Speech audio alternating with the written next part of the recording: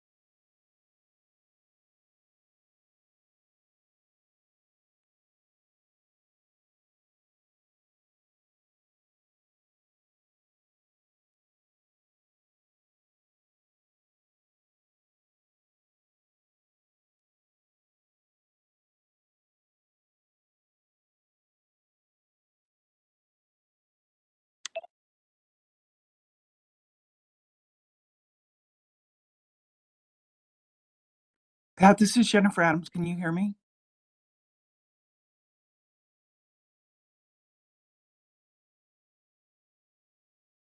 Loud and clear. Thank you so much.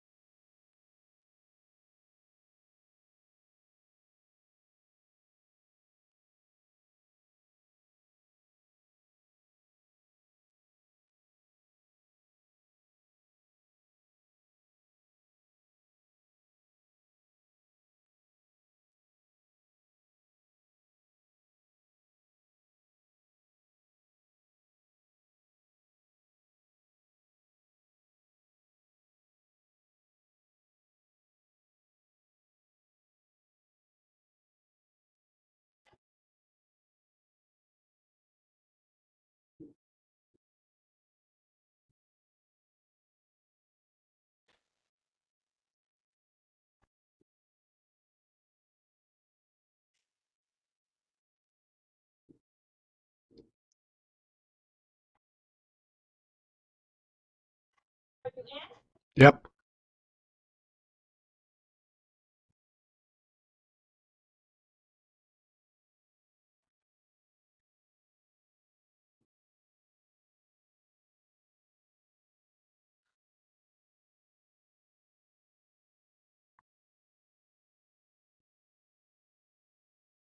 Good morning, this is Max.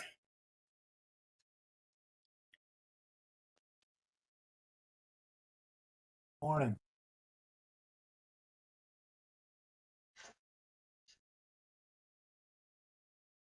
Hey, Max. This is Monica.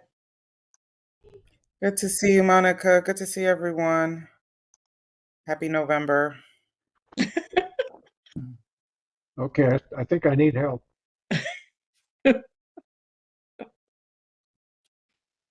Good morning, everyone. This is Jennifer Adams.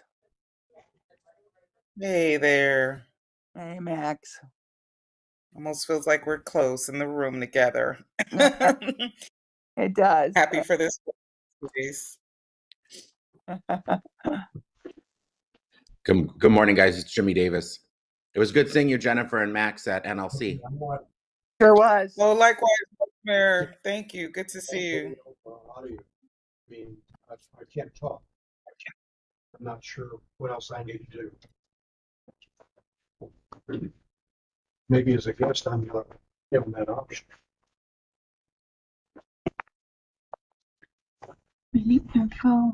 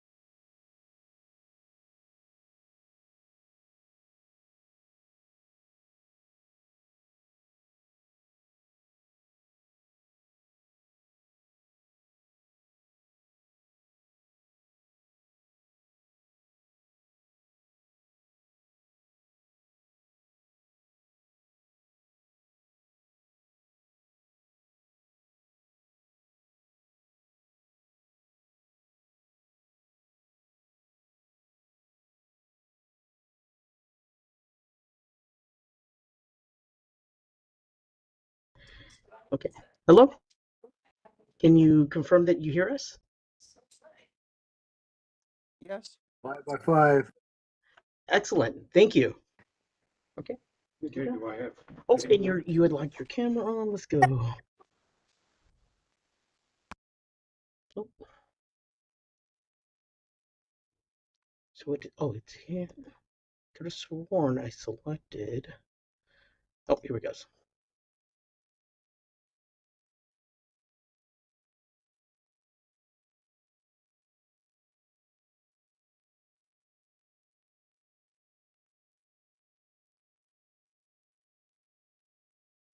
Hello, everyone. What up? What up? Each other. How you doing? Hey,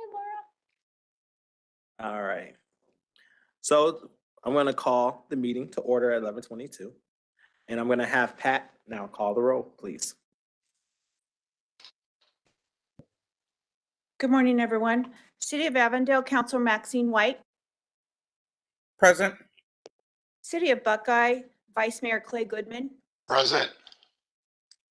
City of Chandler, Vice Mayor O.D. Harris. Here. City of El Mirage, Councilmember Monica Dorsey. Present. Town of Fountain Hills, Councilmember Peggy McMahon. Here. Town of Gilbert, Mayor Bridget Peterson. Here. City of Glendale, Councilmember Lauren Tolmachoff. City of Goodyear, Vice Mayor Laura Kano. Maricopa County Chairman of the Board, Jack Sellers. Here. City of Mesa, Vice Mayor Francisco Heredia. Here. City of Peoria, Vice Mayor John Edwards. Here. City of Phoenix, Councilmember Laura Pastor. Town of Queen Creek, Councilmember Jeff Brown. Good morning, I'm here. City of Scottsdale, Vice Mayor Kathy Littlefield. Here. City of Surprise, Councilmember Ally Klein. Here for the last time. Oh my God. City of Tempe, Oh. Councilmember Jennifer Adams.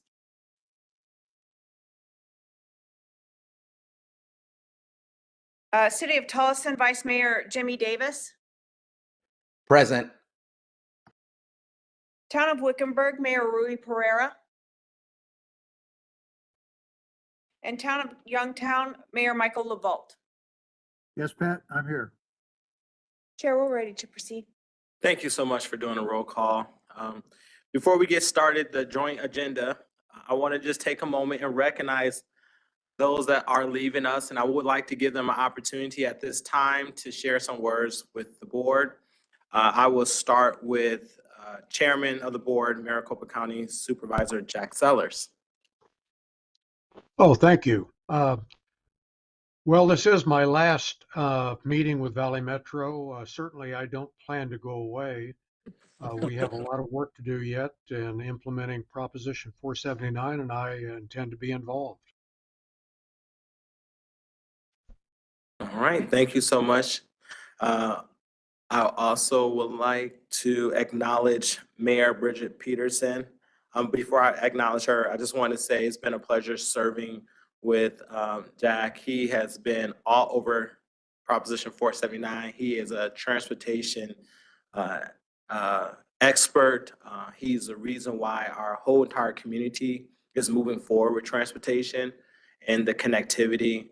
Without Jack, without his voice on 479, it wouldn't have been able to get across the finish line. And his advocacy when we needed to do the extension, his advocacy is the reason why many of us is still sitting here. And so I just want to take a moment and appreciate Jack and all his great service and contributions. As he said, he's not going away. We know you're not going away because we would be calling on you after a while, sir. Thank you, OD. You're welcome. And just thank you. I didn't know if anybody else wanted to, well, anyone that's present would like to say anything to Jack. I press want to say anything extra? Yeah. Okay, all right. I covered it all. Good. All right, now I want to acknowledge my colleague to my left, Mayor Bridget Peterson. Thank you, OD. It's been a pleasure to serve Valley Metro. I've been here for a very long time. I took over for Mayor Jen Daniels in late 2016 and took off about 8 months when I ran for mayor and have now served for 4 more years. And one of my proudest moments as a board member was picking Jessica for this position. I think that we did an excellent job in that choice. And I think we've moved Valley Metro forward with the choice of choosing Jessica. And it's been a pleasure to get to know all of the council members and mayors that I've been able to serve with on Valley Metro. And I can't believe it's been 8 years really that time flew by. And I will probably not be staying involved, even though everybody keeps asking me to run for office in my new city that I will be moving to, the city of Surprise. I'm going to a purple city, so I think it's very appropriate. But thank you for everything. Thank you for the gift, and thank everybody for their service, and Jack especially for Prop 479, because I don't think we would have gotten that over the finish line without Supervisor Sellers. So thank you. Thank you so much. And Mayor, I'm just glad that I'm not making as much as news now as you was making. You took my place for a while. I took her place for a while, for weeks. I was #1 on the hit list. But truly thankful for your service and your advocacy. You have been a remarkable person to serve with, and you've ran Gilbert in a positive way. And Chandler loves being next to Gilbert, which we now have a new word, Chilbert. Gilbert is Chandler Gilbert together. Yes. And no, we're not gonna be naming our college after. It's gonna be Chandler Gilbert. It's not gonna be Gilbert Chandler, okay? So again, thank you for your work and your service as well. Last is Councilmember Ali Klein from the City of Avondale. No, from the Surprise. city of Surprise. Surprise. It was a surprise that you said I was. Sorry, surprise. That's okay. That's okay. Well, it's been a pleasure serving here. I've only been on this board for a couple of years, stepping in after other people decided that it was time for them to move on to something else. But I've really enjoyed working with all of you here and made some great friends. And working with Jessica and the team here to bring ADA certification off-site to the beautiful city of Surprise has been one of the things I'm most proud of that we were able to accomplish as a team. And I'm looking forward to becoming a lady of leisure in January. She's not taking my district, so anything I can do to help you when you get moved in, let me know. I know the neighborhood and all the cool people to hang out with. So Surprise is a fast-growing city, and they've got some younger people who are looking forward to making inroads into those demographics. So thank you for letting me be here. Thank you for letting me be part of your team. I appreciate it. And thank you so much for your service to the Valley Metro Board. Truly your contributions, whether it's 1 day or 2 years or 5 years, the contributions matter. It helps us move forward as a community. This board is not just ran by one city, it's multiple cities working jointly together for the purpose of connectivity. And we're here to serve the greater good of our communities. And so we thank you for your service. We love you, we appreciate you, and I look forward to hanging out with you on your leisure time, okay? And I want to recognize Councilmember Pastor, who just want to share a couple words to all the wonderful people who are leaving our board at this time. Just want to thank everybody for their service. As I stated yesterday at our council, it is a space and place that is very unique to us, and it's a certain club that we have as we ran for office. And running for office is very difficult. It's hard, it's vulnerable, and we have to do a lot of asks. So I want to thank my colleagues that have been serving on Valley Metro and understanding the necessity of transportation and the access that it provides to all our communities, and advocating for the prop that we needed. But we had key leaders in this, and I want to thank Jack for serving on both, but also being the key to really pushing us forward in this time and space. Hopefully we can all get together now that you guys have more time. I don't necessarily know if I have more time, but I can make more time. I think there will be two powerhouses as a surprise. So I'm not anticipating you guys not participating in public comments or anything else. So I appreciate all of you for doing what you have done and the sacrifices that your family has given in order for you to serve. So thank you very much. Appreciate you, and with a lot of gratitude. Chair Harris, Councilmember White and Vice Mayor Littlefield have comments, and Vice Mayor Goodman said, thank you all, and best of luck in your future endeavors. I will acknowledge those that are on the Zoom in the order in which you just presented to me, Pat. Good morning. Councilmember White. Thank you so much. This is Councilmember Max White, City of Avondale. I just want to thank you all so much. I think seeing Supervisor Sellers now over in the Transportation Policy Committee from MAG, I did not realize how serious and how concentrated you have to be focused on this. So thank you so much for leaving such a strong legacy of transit. To Councilmember Klein and also to Mayor Peterson, you have been great folks to get to know, so much so that I feel like we've become friends, and you all have been awesome guiding lights. I feel like our board of directors has provided so much energy. Thank you for the leadership that you all endowed us with, bringing Jessica to Valley Metro and being able to ensure that we have sound judgment. I'm looking forward to transit in the next 20 years, and I think that we have strong shoulders to stand on as we continue to rise and elevate Maricopa County together as a region and do what is right to provide access to people throughout our beautiful area in Maricopa County. Thank you so much, Chair. Thank you. Vice Mayor Littlefield? Thank you so much. I wanted to add my thanks to all the people who spent so much time and effort on making this happen and moving us forward. This was probably my last meeting here, so I just wanted to say thank you. I've enjoyed being a part of this, and good luck. Thanks. My apologies, Vice Mayor. I was not aware that you may not be returning to our board. We do thank you for all of the time that you've put into attending our board meetings and being a proponent for public transit across the valley. Thank you. Yeah, we also thank you so much for your time and your service. And also your contributions to this board is very meaningful, and we appreciate that. Everyone here plays a remarkable role in how this connectivity works in our community and in our county. And so we thank you so much for your service and your time, your advocacy. Appreciate it a lot. Thank you. I've learned a lot. I appreciate that too. Thank you.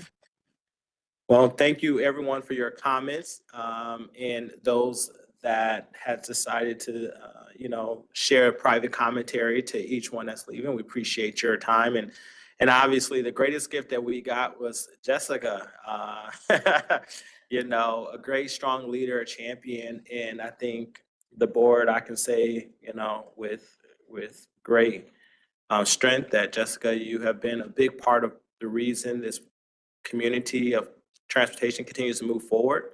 We appreciate your leadership and what you continue to do to make sure that it stays moving forward. And you were, you were tasked with some pretty stressful moments, intense moments, and everything was, riding on your leadership. And I think that in those times of uncertainty, you rose to the top, and we came out all right. And now we put a lot of the things that are behind us, and now we look forward to the future and the future of your leadership. And those that are departing left us a gift, you. And I'm glad I was able to say yes. I had just came on when you was kind of coming on. But I trusted the leadership that came before me, and true informed. We've elected great leaders, and we have another great leader in you. And we look forward to the future of what you will do with Valley Metro moving forward. All right, with that being said, if there are any committee members that would like to ask a question or make a comment during the meeting, please type your comment in the box, or so it can be read out loud. If Councilmember Max White can take down her hand. She got something to say. I always have something to say. You are correct. I heard that in the room. I will yield and take my hand down, sir. Thank you very much. Thank you so much. So at this time, we're going to move to the first item, which is public comment. The public will be provided with an opportunity at this time to address the committees on non-agenda items. All action agenda items for the joint RPTA and VMR meeting agendas. Up to 3 minutes will be provided per speaker, unless I decide to give more discretion, which is probably not going to happen. A total of 15 minutes for all speakers and as a whole. So is there any public comments at this time, Pat? Yes, sir. Mr. Crowley is here today. Okay, well, come on up, Mr. Crowley. You will have 3 minutes as always. Okay.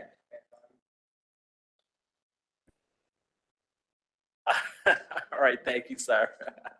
The time will begin when you start your first words. So thank you so much. Please say your name. Starting with Jack, I would like to say thanks for all you've done, but as at the board meeting yesterday, I did point out that in that program, it has major street improvements going to the freeways to break down the congestion. Do you see any bus routes or bus facilities being built?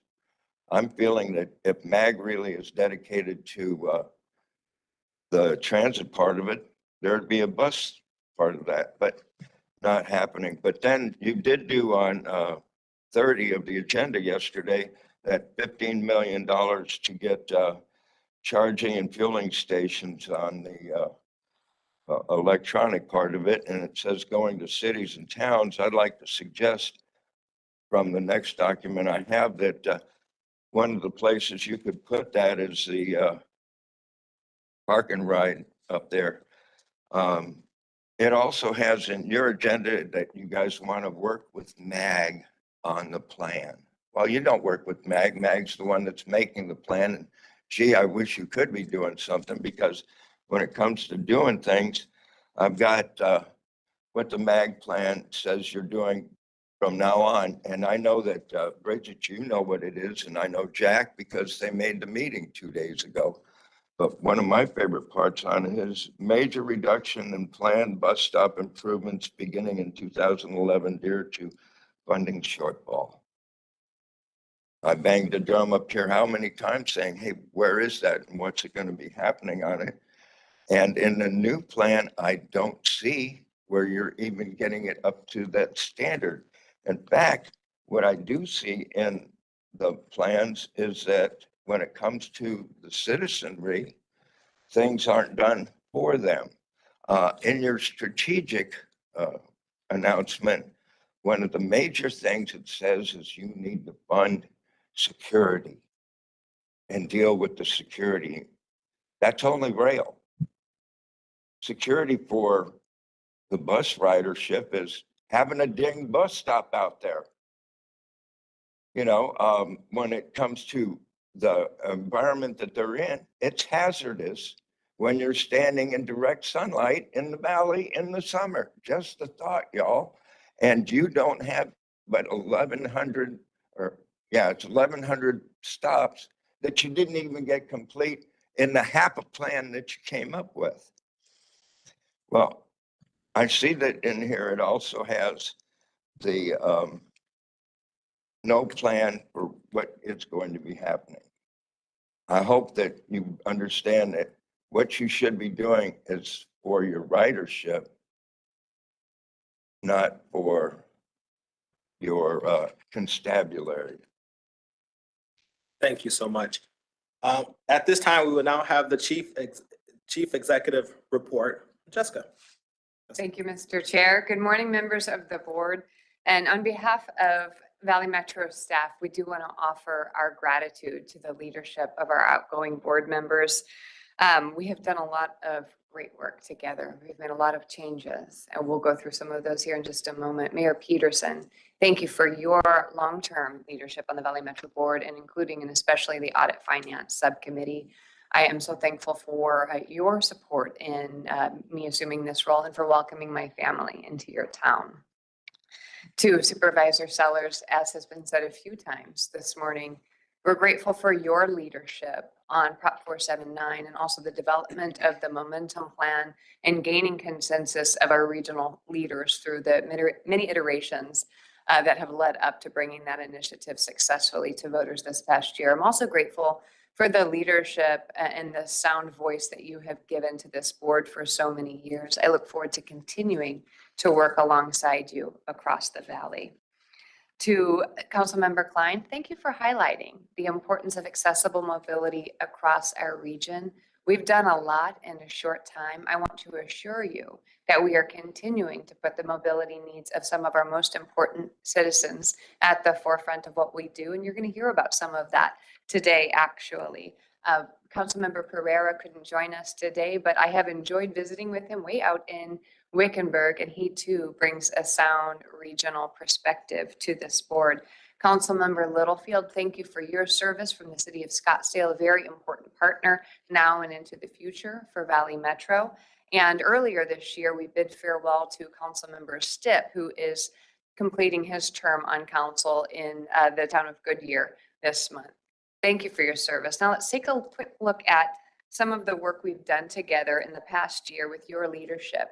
We began the month of January with the adoption of our strategic plan.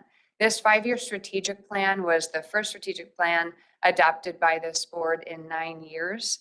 And it is guiding all of our activities and really putting our customer at the center of everything that we do.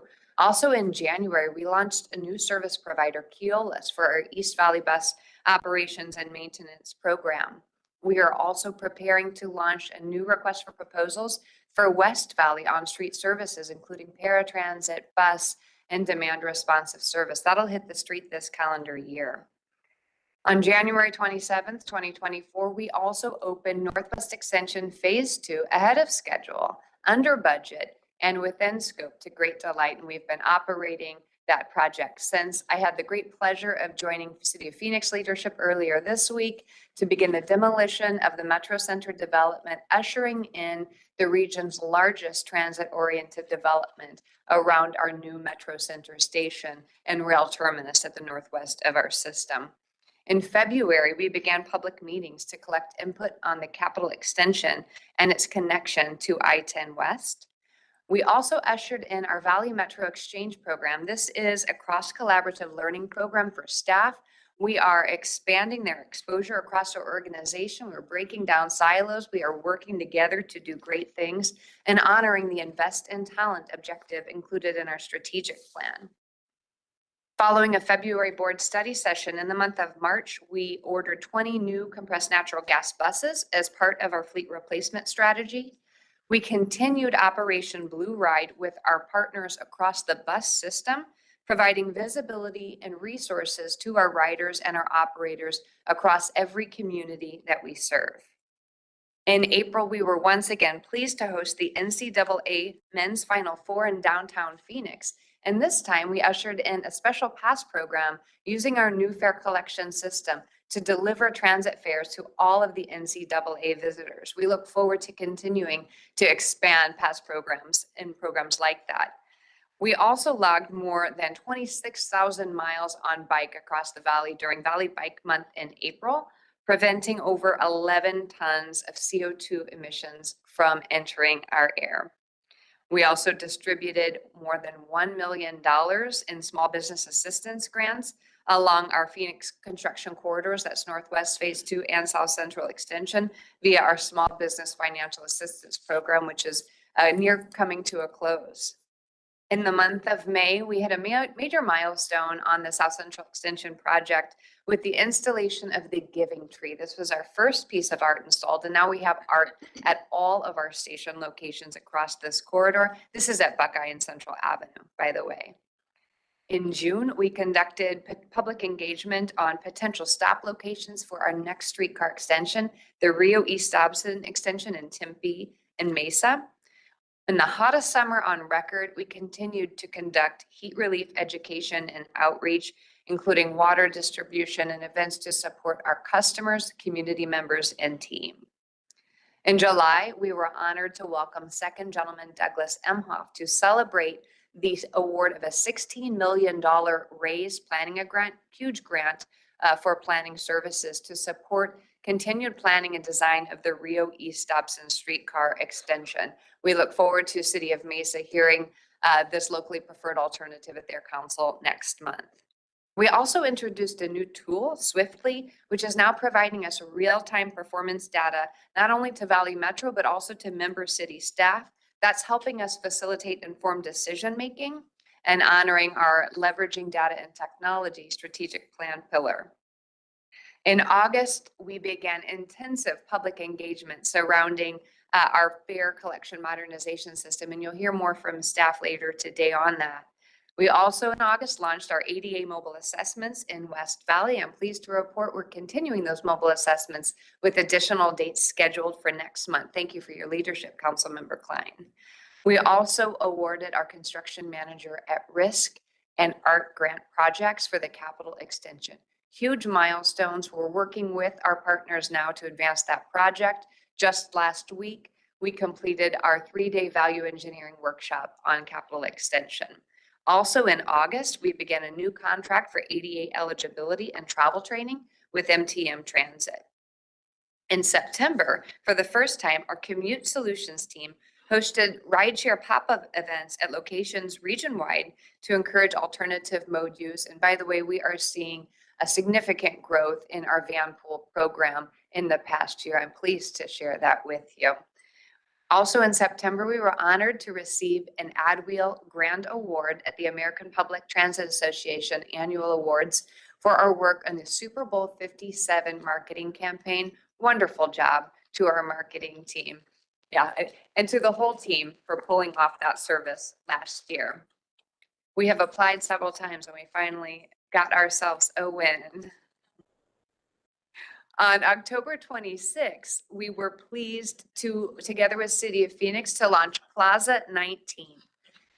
Plaza 19th is at our 19th Avenue in Dunlap Light Rail Station. We launched that with a community event, and then we'll be scheduling ongoing activation of that important civic space throughout the year. On October 30th, we recognized 18 clean air champions at Hard to Believe, our 37th annual Clean Air Awards campaign and luncheon. This month, October, also marked the 1-year anniversary of our partnership with City of Mesa PD and their real-time crime center that now has access in live streams our CCTV feed. I'm grateful for the leadership of this board. We're also working closely with the cities of Phoenix and Tempe to bring our CCTV feed into their real-time crime centers. This is one example of what I hope to be a continuing and deepening relationship with our law enforcement partners across the valley, including our bus communities. You may have heard also this month, we passed Prop 479 and are delighted. We've been working on this for years, beginning with the momentum plan that is led by MAG, and then working through the enabling legislation with 2 gubernatorial administrations and state legislatures of different compositions over time. And we are delighted. It is such, I think, a testament to the importance of transportation across our community to receive nearly 60% of the vote. Wonderful. We thank you for your leadership on that. What a relief. Let's not do that again for another 20 years. On South Central, we are now 95% complete. And this month we initiated testing along the alignment for South Central. We have many months of testing and readiness work that we will undertake. So you'll begin seeing trains running more often as we move toward our opening in mid-2025. Finally, in the month of December, we'll be busy, though we do not have a board cycle. We'll be celebrating the holidays with our annual bus and train wraps. Are you applauding the no board cycle? It's all right. We might be too. That's fine. We will once again operate the Mesa Santa Express, a celebrated event in downtown Mesa, the weekend of December 13th. We'll also be celebrating our Shop Local campaign promotion for the South Central Extension and Downtown Hub businesses. I look forward to a future holiday season in 2025 when perhaps we also offer a Santa train and celebration at our new southern terminus at Baseline and Central. And we will end the year for the 10th time in a row. Riders can enjoy our free rides using our Coors Light free rides on New Year's Eve. What a great way to wrap a very busy and successful year. We are so grateful for the leadership of this board. Before I wrap, I want to give you a couple of quick updates on South Central Extension and Downtown Hub because we are moving very quickly. A big milestone, fast, but it might not feel fast enough. It's a big project. It's been a long time. We all have construction fatigue, but we are certainly rounding the corner next month in particular. We completed our last track pours in early October near Baseline and Central. So all of our track is laid. All of that track is now embedded in concrete. We're working now on some final construction work. We're working very closely with the City of Phoenix and the South Central community to try and complete the majority of that concrete and asphalt work so that we can deliver sidewalks and streets back to them by the middle of next month so that they can have a wonderful holiday shopping season on South Central Avenue. Now looking here, this is Buckeye and Central. It shows the great progress you're being made. This now looks like a rail corridor, though we're not opening, and we're taking great care to make sure patrons don't arrive at our stations, which are still very much under construction. It's become, instead of an earthwork and underground utilities project, this now has become more of an electrical project. We're working on all of our traction power substations, electrifying the stations themselves, working on our overhead catenary system as well so that we can begin operation. But from this moment forward, this looks and feels like a rail corridor, and it'll soon operate as such. This can, oh, wait, there's more. Can't forget downtown Phoenix, though we completed, though much of the work was completed some time ago. The excitement is building. We're now installing and powering up those overhead catenary systems. This shows work at Cityscape. In the last few weeks, we've begun, as I mentioned earlier, a systems integrated testing in the downtown hub area. So you're seeing trains run in downtown. We had the opportunity to place a train near City Hall yesterday for a photo opportunity, really doing a little bit of teasing for that wonderful service that is to come.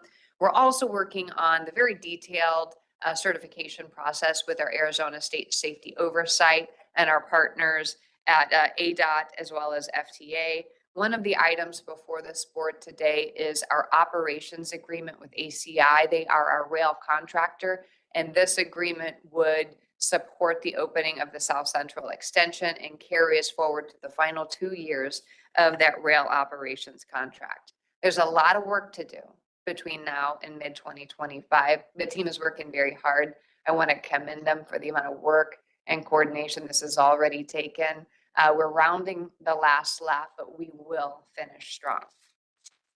Looking ahead, we don't have a December meeting cycle, but we'll be back in this room on January 23rd with a board of directors that might look a little different than the board of directors does today in terms of membership, but we'll be working closely with our member communities to support the new board members who are joining us. We'll also be working to schedule a board retreat in early calendar year 2025 when we have those new board members seated so that we can talk about a number of strategic programs and get your board feedback.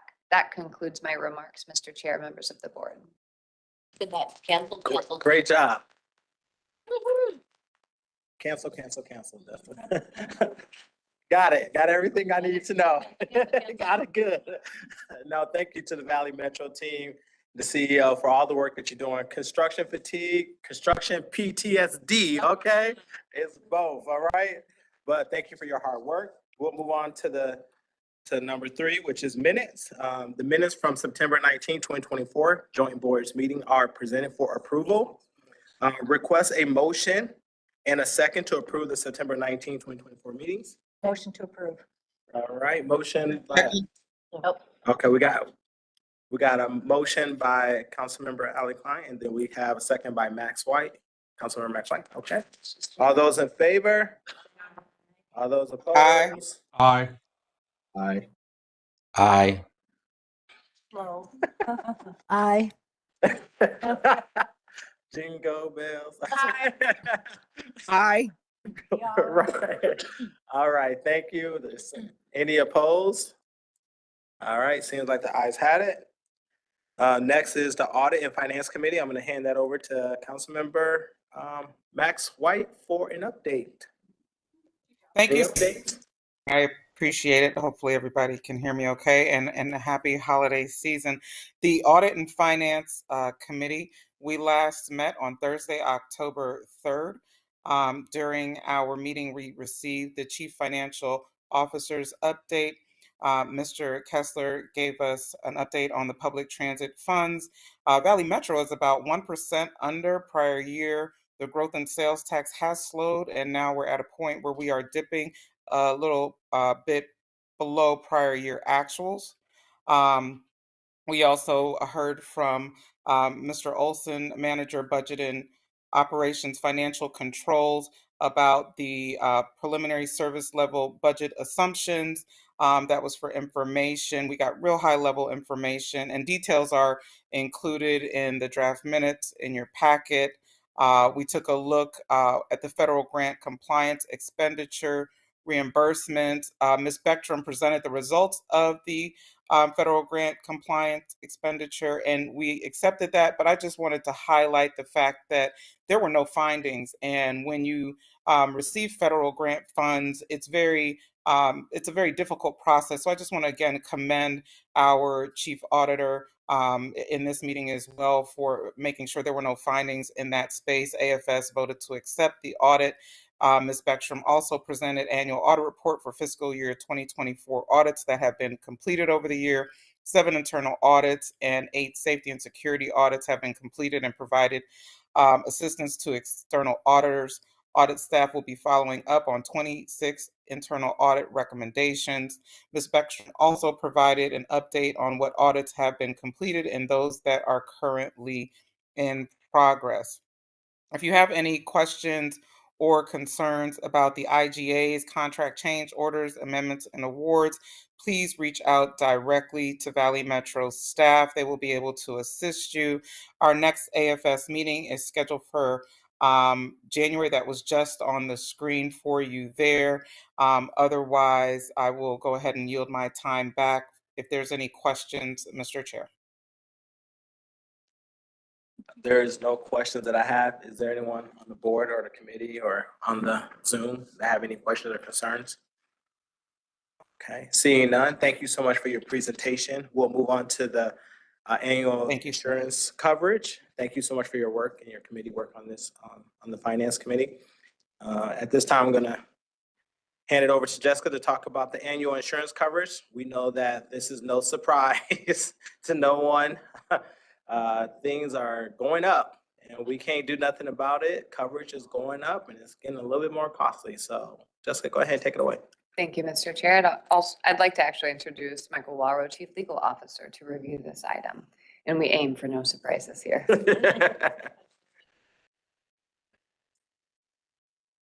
Well, thank you, Chair and board members. I couldn't think of a better gift to give our outgoing members than a final insurance renewal report. I know it's a highlight of, yes, it's a highlight of everyone's year. So the amounts that we're asking for in this year's insurance renewal, as we always do, are not to exceed amounts because we negotiate rates all the way up through the end of November until our insurance year starts again in December. And so that's why we're coming to you now. We actually just received a couple of new quotes last night for property and for our first layer of excess coverage.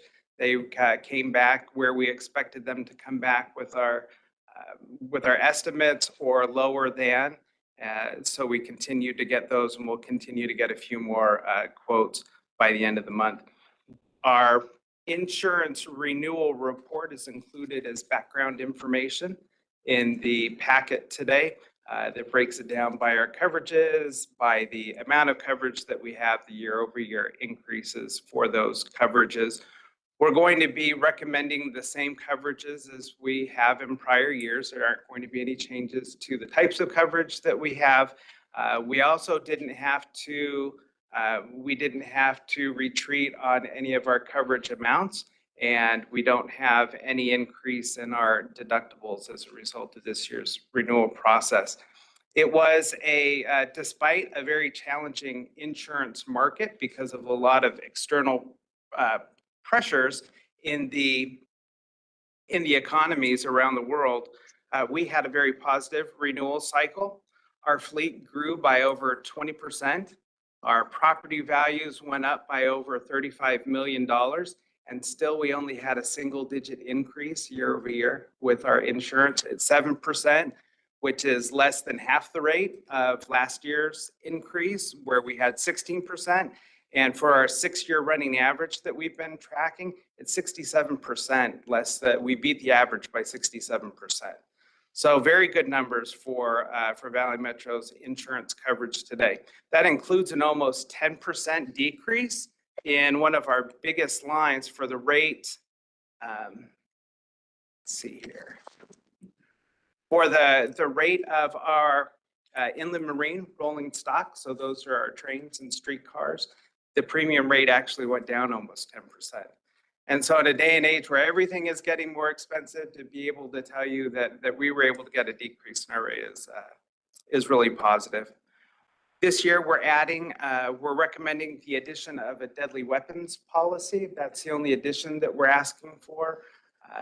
Based upon the recommendation of our broker, it gives us an additional $250,000 of coverage for incidents that would include a deadly weapon. We have had several suspicious packages that we've responded to over the past year, and luckily nothing came of those. But we live in a world where guns and bombs and things like that are a reality, and they're not going to go away. This gives us some additional ability to be able to handle crisis counseling and other services that could come along in an instance like that. So we are recommending that additional coverage. Are there any questions about the lines of coverage from the background packet? Yeah. Hello, good morning. Oh, good morning. Go ahead. There must have been something in my peach tea. Anyway, I don't have any questions about the specific lines. Would you say the overall decrease in your cost was because we're doing such a good job of managing our incidents and current expenses that we did good, and so therefore the evaluation was that we could reduce our rate? Yes, absolutely. And I'm going to highlight that for a moment, just a moment, if there aren't any other questions. Let's keep going. All right. So, Councilmember Klein, I think it is important to, before we move on to thoughts of turkey and pumpkin pie, that we spend a moment here, because there's a lot that we should call out. These numbers don't happen as an accident. They're based upon our loss runs, and the loss run doesn't happen as an accident here. Really what we're looking at is a reflection of what the insurance market, what the international underwriters feel about Valley Metro's financial health. And this is a direct report card on the improvements that we've had over the last year. So it's thanks to the efforts to improve safety and security on the system. It's thanks to the increased expectation of our contractors and the increased performance levels that we're having here. It's thanks to the maintenance and having reliable vehicles out on the road that we can depend on.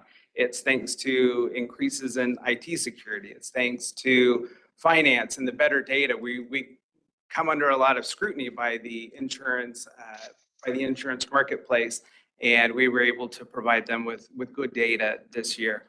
It's thanks to when we have increases in employee and staffing levels that HR is training and putting in employee best practices so that those don't become liabilities or exposures in the work comp space.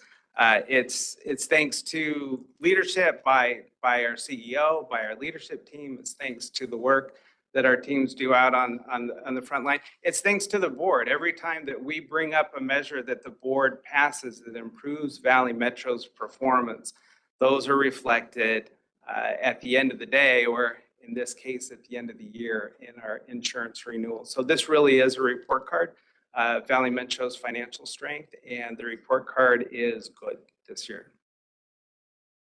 Thank you. That's what I was hoping you were going to say, because I know that it takes a lot of work to get insurance companies to reduce rates.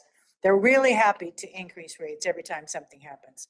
But when you have a really good opportunity to reduce rates, it means you're doing something correct. And it takes a lot of little correctness to get a reduction. So having worked with people in that industry for a long time, I really want to thank everybody who's involved in all of those processes, and Jessica and your leadership, obviously. But in hearing what we had to say in the strategic plan and listening to the employees and what they had to say about safety and security. So thank you very much. And as you said, I just think this is an awesome thing and not to be glossed over for our pumpkin pies, but that you guys did a great job. So thank you to everyone who's in this room and online as to how they managed to help make that happen. That's a big positive for everybody. So thank you. Thank you. Chair Harris, Councilmember White, Hand out. Oh, she got her hand up. Okay. If she can move it left to right, then I will call on her. Go ahead. I promise.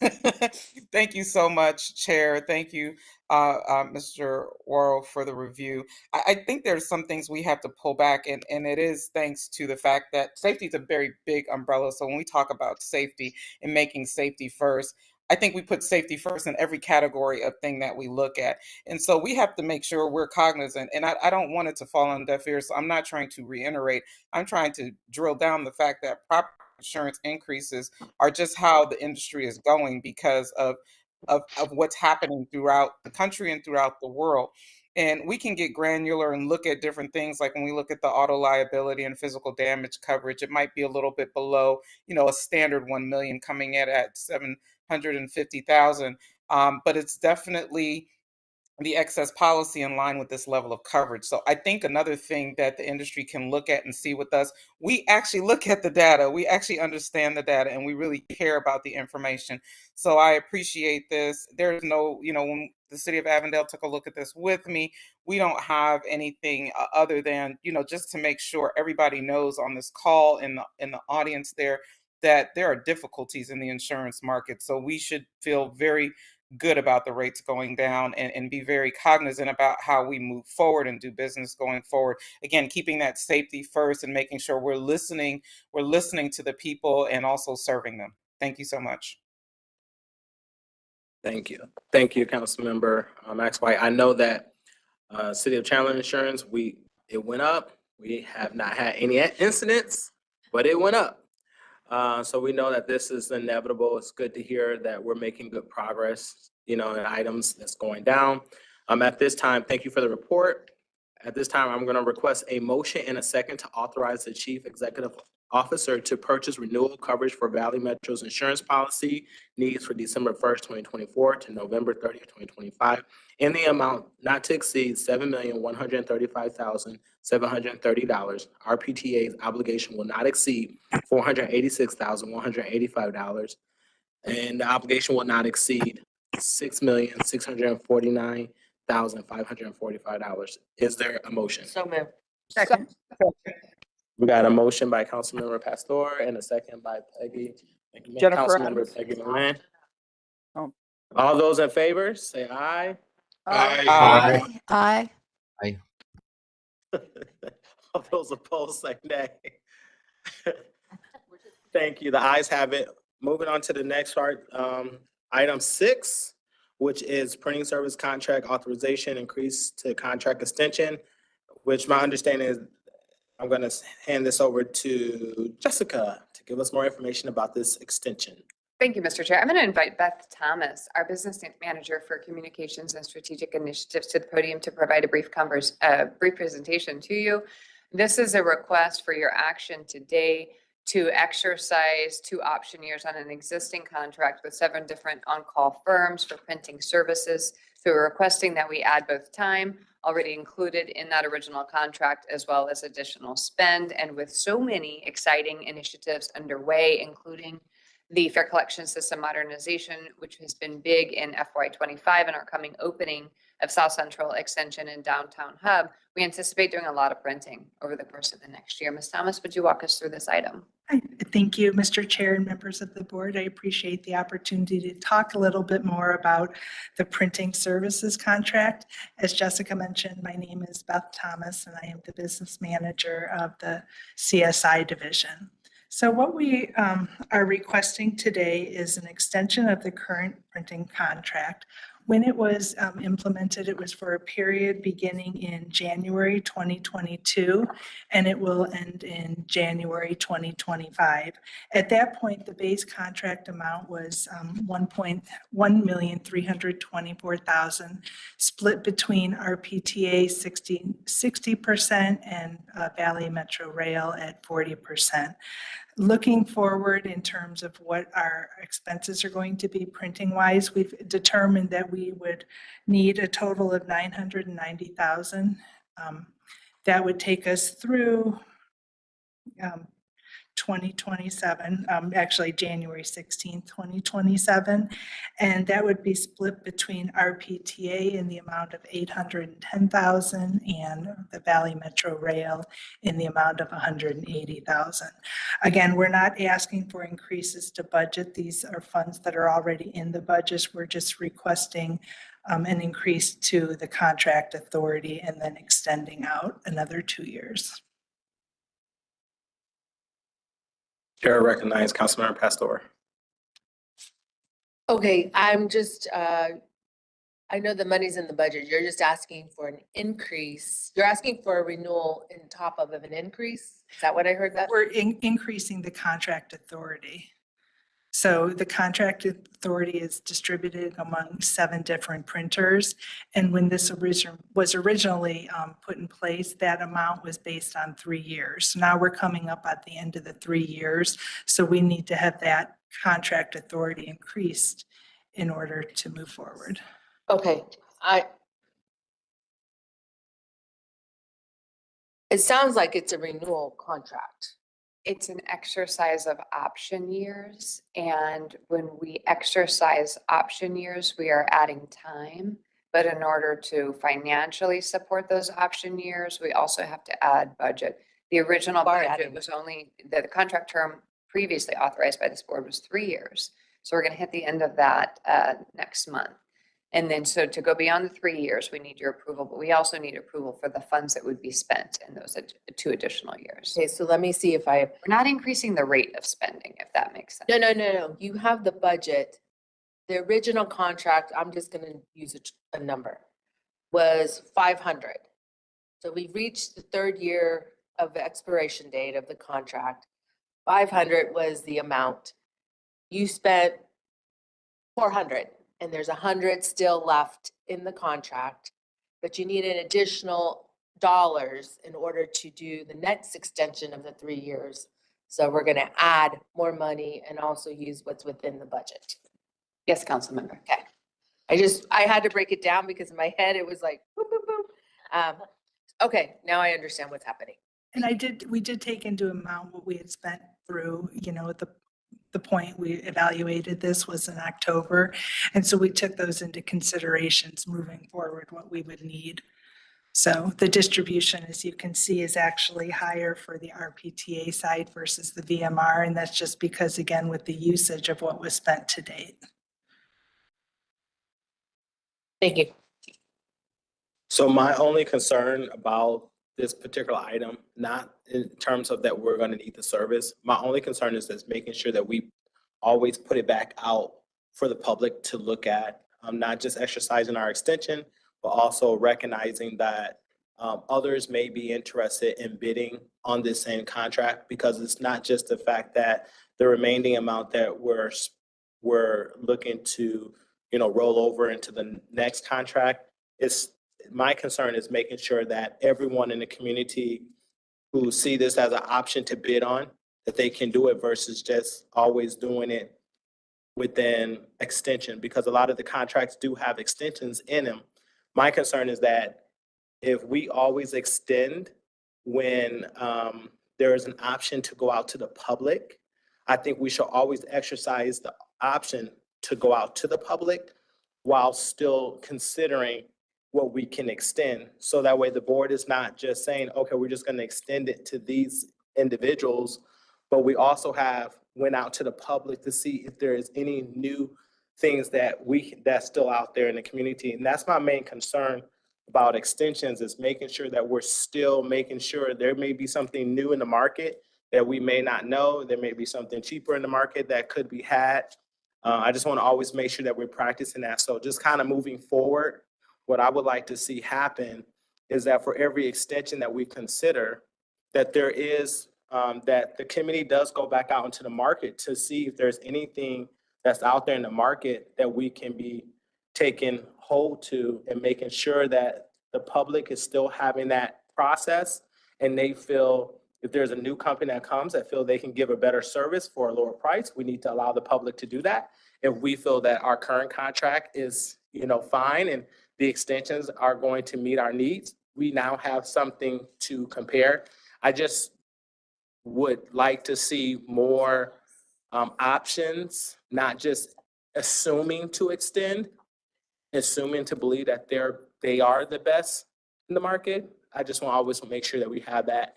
The chair's gonna acknowledge Councilmember Pastor at this time. Did you say something? Yes, I just want to make sure if I read this correctly. There is seven or eight contractors within this, There are 7 printers. contract. Correct. And they have different capabilities. So Okay. I think probably not on this item, but probably I'll put it in a future item, discuss extensions on contracts. Thank you.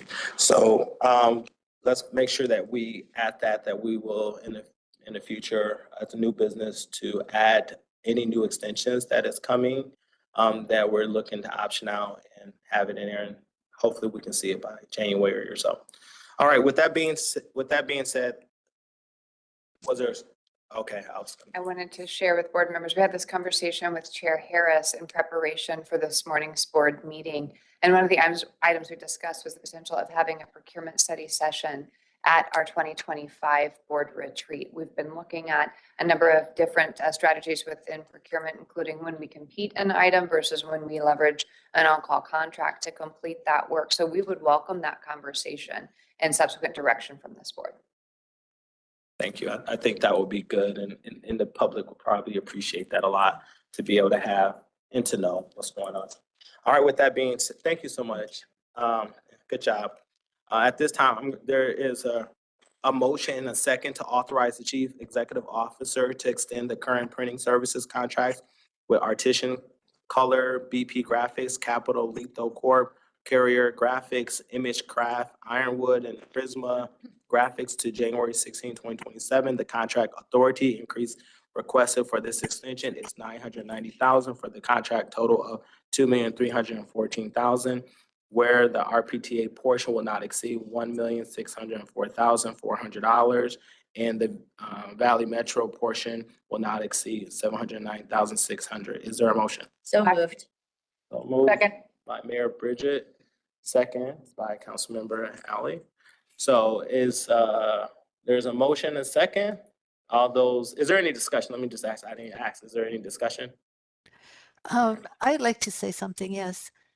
I agree with the discussion that we just had, that it would be possibly beneficial to go back next time we have to review these things and make sure that we are finding all of the possible areas where people can compete and bid on these contracts for the best possible price for us. Thank you. Thank you for the discussion. All those in favor, say aye. Aye. Aye. All those opposed, say nay. Ayes have it. Thank you so much. Moving on to item number 7, strategic actions. I'm going to Jessica to introduce the item. Thank you, Mr. Chairman. I invite Jim Hilliard, the Chief Administrative Officer, to the podium. Jim is going to provide a brief overview of our FY25 Q1 strategic plan update. This is included in your packet, and each of our executive team members who are sponsors of the various initiative and performance areas are also here to answer any questions the board may have. Mr. Hilliard. Thank you, Jessica. Good morning, Mr. Chairman, members. So as Jessica mentioned, the purpose of this presentation is to briefly acquaint you with the actions that we'll be taking in pursuit of our strategic goals in FY26. It's the second of 2 presentations touching on those actions. As you can see, the first was provided in the lower left-hand corner there in August for the 5 goals that really focus on our more external or public-facing goals. Today, I'll touch on the goals noted in the upper left, the 4 goals that are really more organizational health related. Slide, please. So for each goal, we'll use the pyramidal graphic that you see before you to highlight the relationship between the goal the initiatives, the essentially longer term strategies that we're using to achieve that goal. And then at the bottom, the actions that we're taking this fiscal year. In the interest of your time, I won't talk about each of the actions in the presentation today. I'll just touch on one briefly from each slide, but in doing so, linger long enough that if you have questions about any of the other actions, please do flag me, and either I or the actions executive sponsor will be happy to tell you more about that. So goal 2 is investing in talent. It's assuring that we have the talented workforce needed to accomplish all of our other goals. In many respects, maybe the most foundational action that we're working on this year is that of the second action and initiative from the left, class and compensation study. This is ensuring that we're defining our jobs and then establishing the pay ranges around those in a way that both allows us to be successful in the talent workforce and hiring new folks, but also in facilitating the growth of our existing folks up through the organization. So that work is well underway with the assistance of a consultant, about 60% complete today. And we anticipate coming back to you in the first quarter of FY25 with the findings of that study. Slide, please. Next, goal 6 is execution and leadership, really working to strengthen our organizational health. I'll touch on the action to the right, that is delivering problem-solving training. So one of the keys to facilitating problem-solving, process improvement within the organization is ensuring that staff at every level understand how the work that they do relates to our strategic goals, and then giving them a dashboard that allows them to see how their team is doing in pursuit of that work, which then begs the question, how can we improve, and makes problem-solving really a relevant thing for them to do. And so we're in the midst of that at the moment, establishing dashboards starting at the leadership team level and then cascading all the way down the organization so that everyone can see how their work affects our strategic goals, and then creates that pull for how do we do better. Moving on to the next goal. Goal 7 is really making this relationship a very effective one, board governance. Both of the actions that you see listed here are being led by Alexis. Maybe most topical, on the left-hand side, you see improving our new board member onboarding. So in the next month, you'll be seeing a survey from Alexis seeking your feedback on our current onboarding process. We'd like to then use that feedback to make improvements to that material so that when we begin onboarding new board members in the new calendar year, we're really teeing them up for the greatest success in guiding us. Finally, goal 9 is financial sustainability. So the one action that we're focused on this year is the development of a long-term financial forecasting system that really will help us see how Prop 479's revenues carry us out over the next 20 plus years. The first step in that is obtaining some software that helps us do that more effectively. You approved issue of an RFP for that software in August, and that RFP should be dropped any day now. And then we'll be coming back to you seeking your approval of the award in the months to come. So that's briefly touching on the actions that we have in motion associated with the 4 goals in front of you. If there are any questions or any things you'd like to hear more about, I'd be happy to do that. So I'll pause for just a second before then pivoting into a brief introduction of our new quarterly report, which is also intended to help you see both what we're doing and the impact that it's having. Keep going. Very well. All right. So you have in your packet our new quarterly report. You'll notice in flipping through it that it's been organized around the 9 strategic plan goals. And so we'll be coming back to you with this report once each quarter. You'll see the next one in February. Your city managers are also receiving it in TMC, RMC. The RTAG members are receiving it just in advance of the board meeting. So that everyone has access to the information it contains. A couple things to highlight. First, at the bottom of each goal section, you'll see a table. That table has the current status of all the actions that we're working on this fiscal year so that you can keep track of our progress there. But then in some respects, more importantly, before that, you'll see the performance measures associated with each goal. We've got the graphic on the left, and then on the right, a brief set of comments either explaining what the measure is illustrating or providing a little bit of context for why we think it's moving in the direction that it's moving. So we hope this format is useful to you. As everything else we do, it's a work in progress, and we'd love to improve it. And so if as you get acquainted with it, you have feedback for us, we'd be delighted to incorporate it. If there are any questions on anything you're seeing in the quarterly report, I or the relevant executive leadership member would be happy to answer those now. Thank you so much for your presentation. There is no action required on this item, so we appreciate your presentation. Thank you, Mr. Chair. You're welcome. I'd like to just make a comment. Okay, go ahead. First, Jim Hilliard has no facial hair, which completely threw me off, right? I left it in my other pants. And I'm gonna retire before him. I'm just putting that out there, Jim. How many times this year have I said to you, Jim, you're still here? It's a pleasure because you do great work, as all the staff here does, but I just had to throw that out there, Jim. I wouldn't feel fulfilled if I didn't mention it. You win, Mayor. Thank you. Yeah, he's definitely on some aging type stuff. He always looks the same. All right, that was a 7.5. Okay, let's go to 8. Fair and Technology Modernization Update. Hand it over to our CEO. Thank you, Mr. Chair. This is an informational item requested by the board. I'll invite Ken Kessler, Chief Financial Officer, and also Hillary Foos, our Chief of Marketing Communications, to provide a presentation on the great work our teams are doing to reach out to our community. Thank you, Jessica. Chair, members of the board, yeah, I'm here to give you an update on our Fair Modernization Project. We're in an exciting time. You know, a lot of balls in the air on this project, a very large and complex project to change out our fair payment system technology. I could say we are pretty much there. All the old equipment is out of service, and we're currently in the process of finishing the installation of all the remaining new equipment. So it's a pretty exciting time to see this change come to bear. It's a project that's been in the makings for about 10 years now. So I'm delighted to see this come to fruition, and even as we work through some of the challenges. But just to kind of go through some of the highlights and the overview of the project. So I just do want to remind folks, you know, it's a regional project, really in close collaboration with Valley Metro and the City of Phoenix as the main transit operators here in the region. There were a number of goals set out for this project at the outset to improve our payment options for our customers, moving away from, you know, decades-old technology to modern technology, making it more convenient, improve our data collection and revenue reconciliation, and really providing better control over media distribution and oversight of our reduced fare programs, and allowing for longer-term alternatives with a phased implementation and open architecture system that will allow us to implement additional features as we move into the future.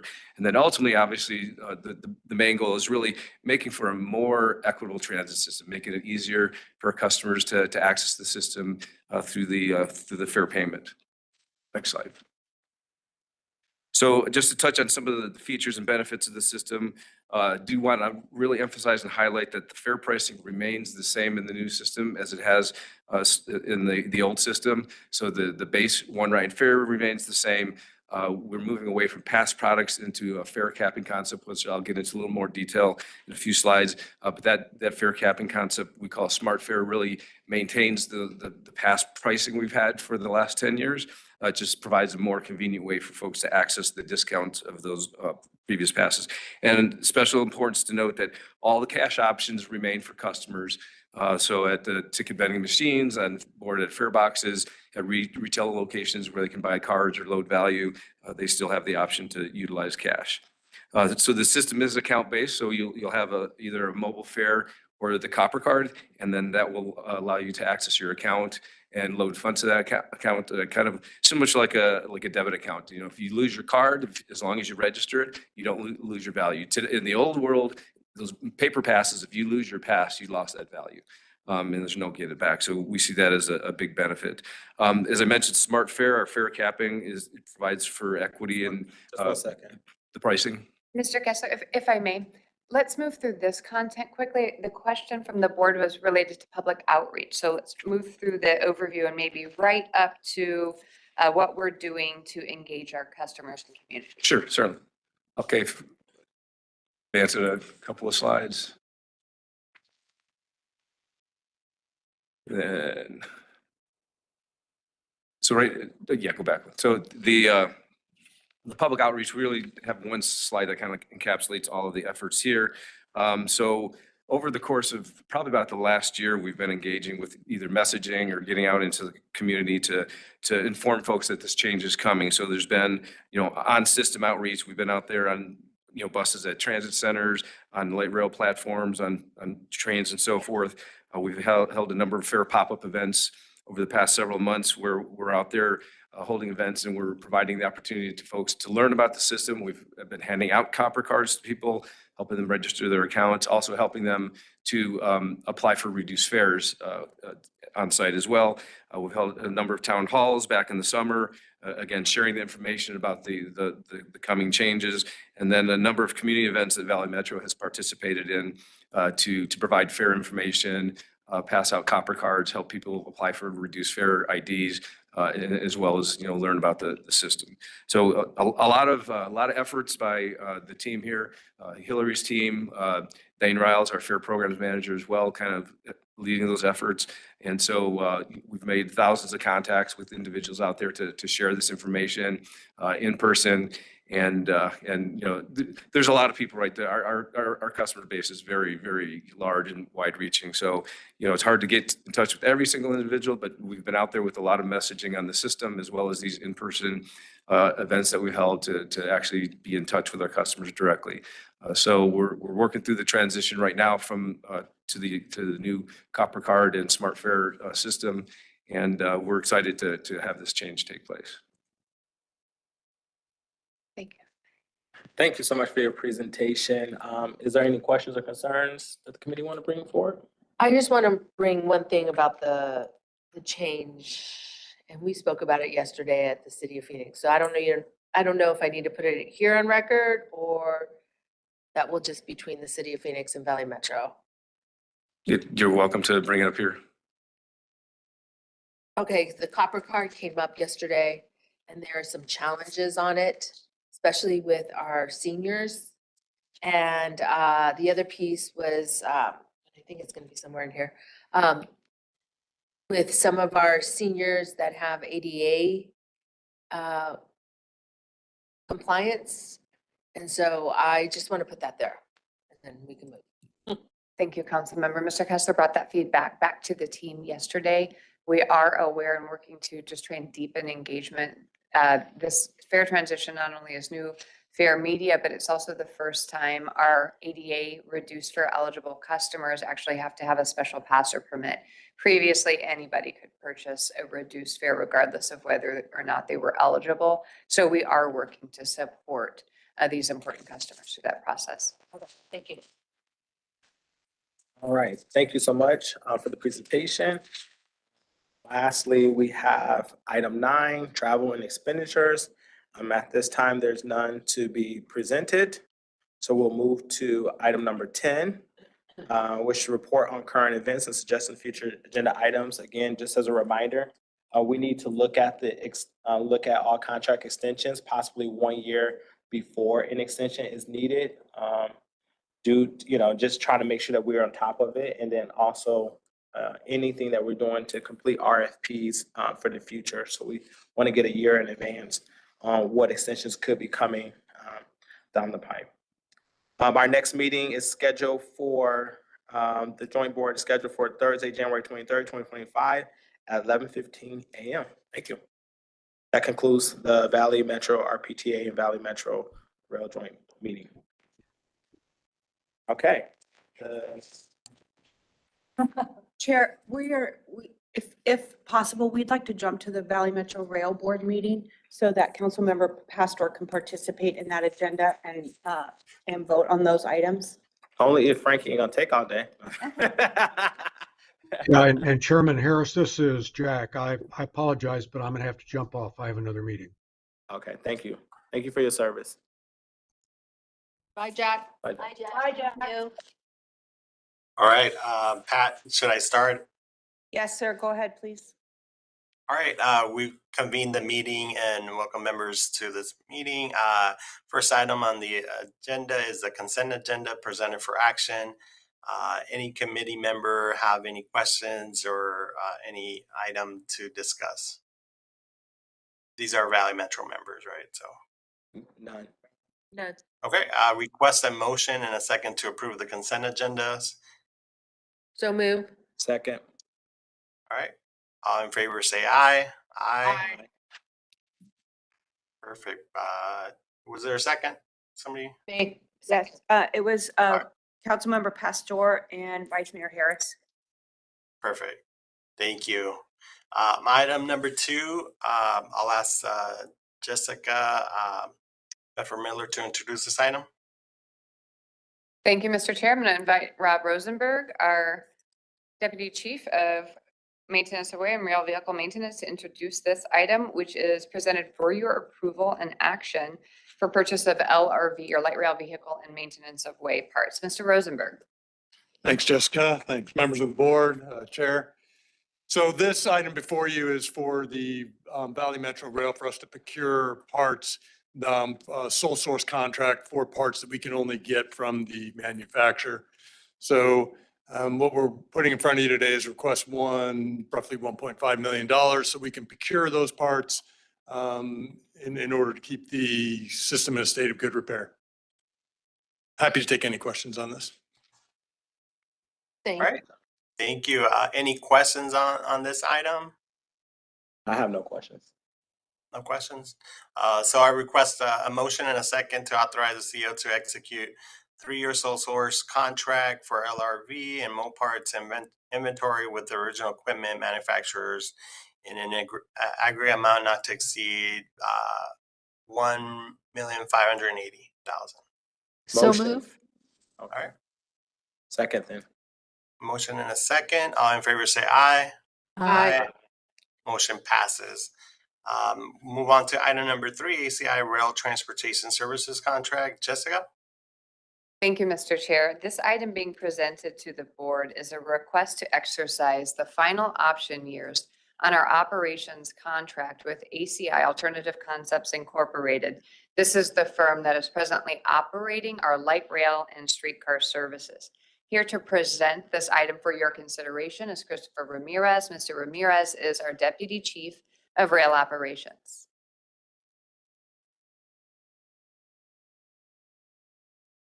Okay, thank you, Jessica. Mr. Chair, members of the board. We're here today to look at the contract amendment for our Alternative Concepts Incorporated contract. This is a 2-year final option on this contract from 2025 to 2027, and it's adding additional funding to cover the South Central Extension, Downtown Hub, and then also the expansion to Regional 2-line light rail system. Included with this contract amendment, there also are language clarifications that are involved to safety and security, and also performance metrics as well. But the amendment, to be noted, does not include any potential union contract updates. Those are currently under negotiation for fiscal year 26. Some of the metrics that have been added to this contract have been the early departures incorporated into the contract. This is a performance metric that we are looking at to try to enhance our customer experience. The complaint resolution process is an item that we've worked on with our transportation contractor as well. This is looking at our response to complaints, looking at closing the loop, and also bringing a feedback process to the customers that we do have.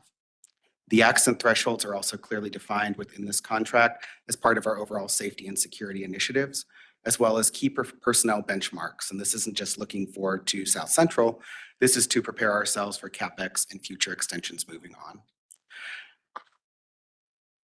So with that, I also do want to acknowledge that the presentation displayed may have varied a little bit from the one in your packet, but all of the points are the same and they are thoroughly covered within there. I do want to take the time to thank member city staff as part of this. They were a key part of this process, giving us great feedback along the way to bring us to this final point that we're at currently right now. With that, I'm happy to answer any questions you may have. Perfect. Any questions or comments? All right. None. Yep. None. Okay. Hearing none, request a motion and a second to authorize this agenda item. Motion. I second item number 3. All in favor, say aye. Aye. Aye. Aye. Motion passes. Item number 4, Jessica? Thank you, Mr. Chair. I'd like to invite Wait a Hillary. minute before we move forward, Chair. Councilmember Pastor wanted to make a motion before we begin this discussion. There's no motion required for this. Yeah, she wants to make Oh. she wants to make a motion. Well, no. I would like to continue this item. Okay. I would like to continue this item to January. Is that okay, Jessica? Of course. Certainly, Mr. Chair. Motion to table. So we take a motion to table, a second and a vote. Okay, I motion to table this item to January. Second. All right, all in favor, say aye. Aye. All right, we'll table this agenda item to next meeting then. All right, the next item is report on current events. Any current events from the team members? Hearing none. Next meeting, January 23rd. Thank you. Thank you. Chair. All right, I'm gonna get back into convening the meeting for the members to the November meeting. Minutes to approve the September 19, 2024 board meeting are presented for approval. There is a request for. Can you help me? There's a request for a motion and a second to approve the September 19 Valley Metro RPTA meetings. Is there a motion? Councilmember White, so move. Okay, second. Second. Second by Mayor Bridget Peterson. All those in favor, say aye. Aye. All those, Aye. Aye. all those opposed, say nay. All right, the ayes have it. At this time, April 2020, item number 2, April 2025 proposed services changes. I'm gonna hand it over to you, Jessica. Thank you, Mr. Chair. There is a white paper in your packet about the April 2025 service changes. I have Aaron Xavier, our Manager of Service Planning, here to answer any questions the board may have. All right. Are there any questions? All right, seeing none, there's a request, a motion. I'm requesting a motion and a second to authorize the CEO to amend member agency FY25 IGAS as necessary and to execute change orders to the Kilos fixed route contract to accommodate the recommended April 2025 service changes. Is there a motion? So moved. There's a motion, is a second? Second. I'll be the second. Okay, Councilmember Ally Klein, second. All those in favor say aye. Aye. Aye. All those Aye. opposed say nay. All right, I have it. Item number 3, the American Disability Act of 1990. Hand this over to Jessica.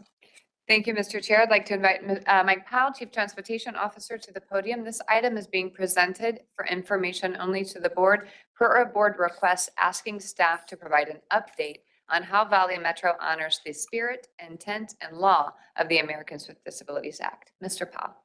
Thank you. Good afternoon, Chair and board members. Today, I'm pleased to provide an overview of the ADA process and discuss Valley Metro's role in ensuring excellent customer experience for those who are differently abled. The ADA is civil rights legislation. It provides equal access for people with disabilities. As an overview, the ADA defines minimum requirements. We seek to sincerely accommodate and anticipate the needs of our customers through our environments, customer experience, and provision of service. Next slide. We have to provide accessibility to the system, including accessible bus stops, light rail stations, and signage. Next slide. Vehicles in revenue service must be ADA compliant. This includes kneeling buses, working destination signs, audible announcements, and working ramps. Every bus and light rail vehicle also has priority seating areas for those who need it. Next slide. Upon hire, operators are trained on different disabilities, including hidden disabilities. Operators receive annual ADA refresher training, which includes policies, procedures, disability and empathy training, as well as specific training on how to use equipment on the bus and handle service animals. The original focus of the ADA was to ensure fixed route service was accessible. Over time, advocates educated lawmakers that no matter how accessible a bus is, some customers will still have challenges in using the fixed route service.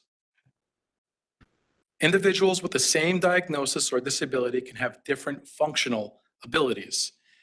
For example, individuals with cerebral palsy may have different functional abilities to maneuver a wheelchair onto a bus, hence the need for complementary paratransit service. Paratransit is complementary to a fixed route bus that has 6 minimum service criteria that must be met. Next slide. Those include service area, hours and days of service, response time, fares, absence of capacity constraints, and operating without regard to trip purpose. Purpose. In short, if I could use the bus to get to a destination, paratransit has to be available for a similar type of trip. Next slide.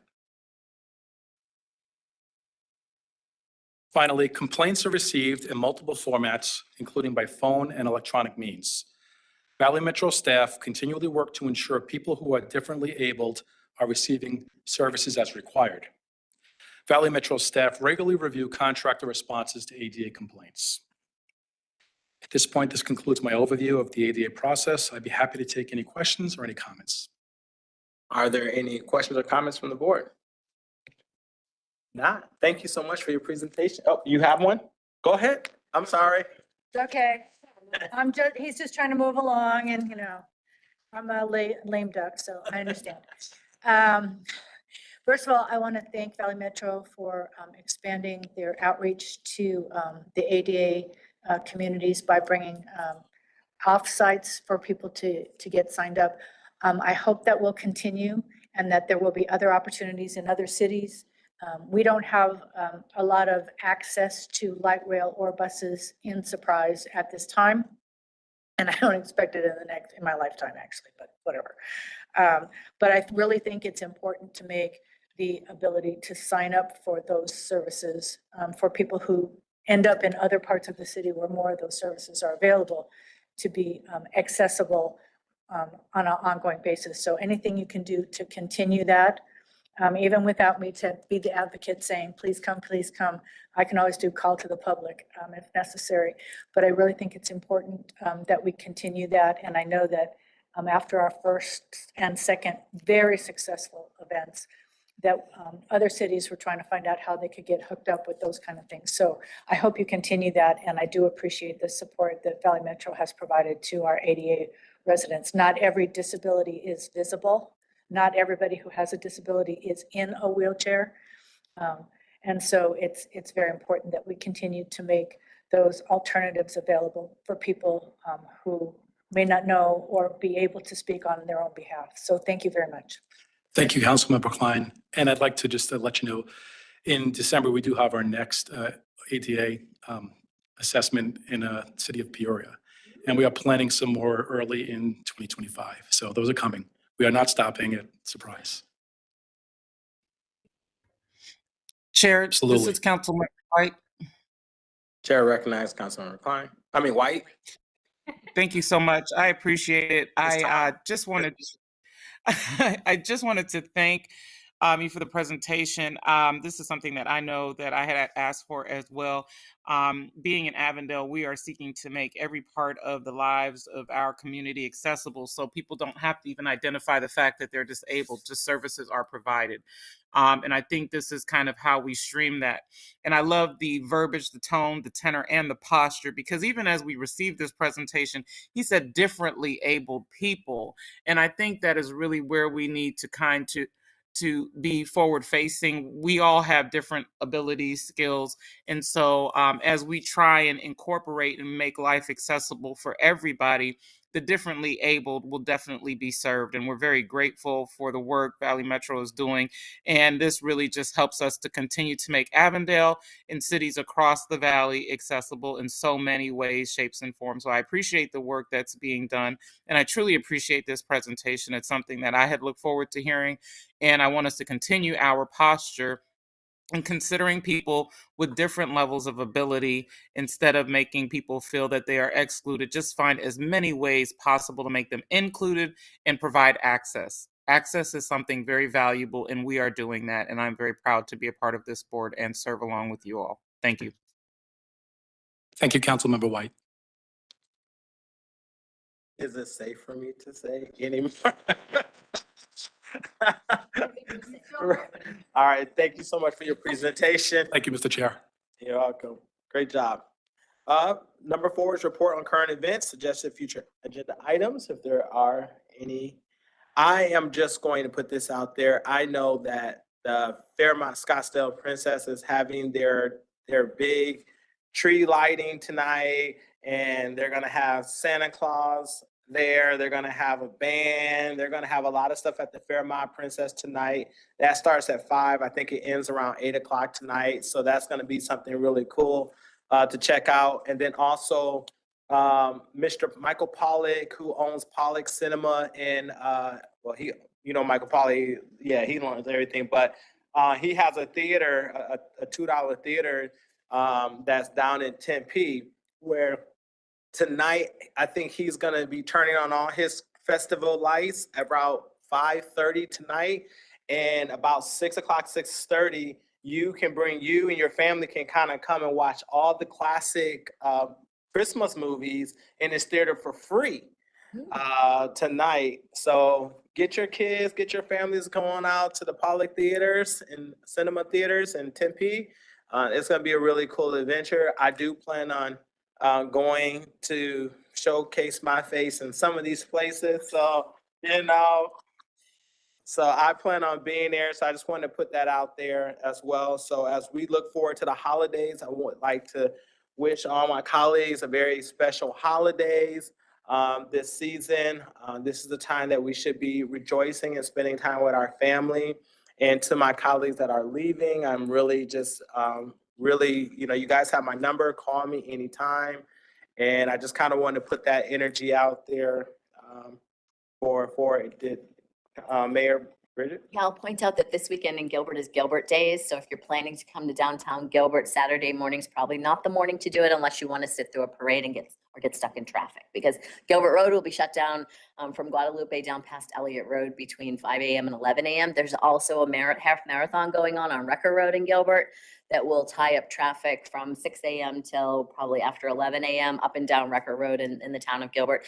And then finally, on December 16th at 6 p.m., we will be reopening our Water Tower Park and lighting our water tower for the holidays. And so I'm looking forward to that.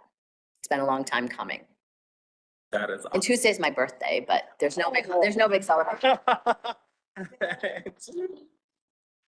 Also, come to think of the Chandler's having our parade. The Tumbleweed Christmas tree lighting is happening in Chandler the first Saturday of December.